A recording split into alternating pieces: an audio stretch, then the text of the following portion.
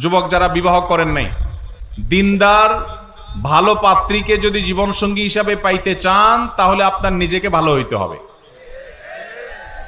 আপনি লাগাবেন তাল গাছ, আশা করবেন আম, সম্ভব?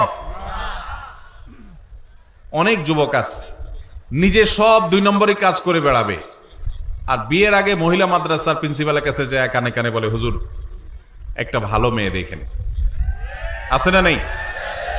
তো এটা কোনো ভালো মুসলমানের আলামত না। আপনি নিজে ভালো হওয়ার চেষ্টা করেন, এটা হলো ভালো মেয়ে পাওয়ার সবচেয়ে বড় উপায়। নাম্বার 2, সূরা ফুরকানের আয়াত নম্বর 74, রব্বানা হাব লানা মিন আজওয়াজিনা ওয়া যুররিয়াতিনা কুররাতা আয়ুন ওয়াজআলনা লিল মুত্তাকিনা ইমামা। বেশি বেশি পড়বেন, আল্লাহ নেককার জীবন সঙ্গী যেন পাই, এই দোয়া বেশি বেশি পড়বেন। সূরা ফুরকান আয়াত নম্বর কত? 74। আর নিজে ভালো আমল করবেন আর ভালো নেককারদের সাথে থাকবেন, ইনশাআল্লাহ দেখবেন আল্লাহ ভালো জীবন সঙ্গী দান করবেন।